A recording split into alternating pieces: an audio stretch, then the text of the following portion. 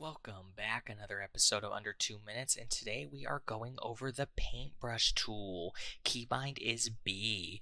So this tool works very similar to the pen tool and the curvature tool. As you can see, when I first click it, you have an asterisk next to the paintbrush, just like the pen and curve tool. So this means no paths are drawn onto your illustration yet, onto your artboard.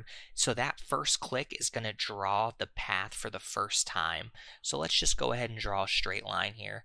Now, Illustrator corrects this line. As you can see, when I was drawing it, it was a little bit jagged. But as soon as I let go, Illustrator uses an algorithm to correct the line as straight as it possibly can.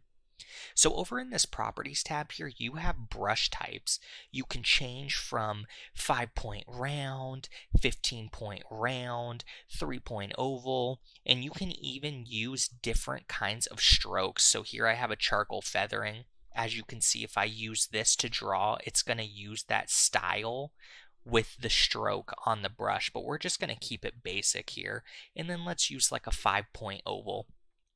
Now the brush tool is very nice for creating lettering, for doing signatures, and kind of just creating stuff from scratch if you don't want to use shapes.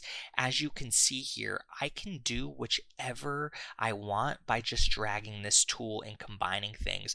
These look very nice. With Illustrator's corrections, everything starts coming out smooth and starts looking very, very good. So it kind of just depends on what you want to do. You can do a lot with that brush tool and end up creating some really nice paths. So this is very good for making shapes and lettering.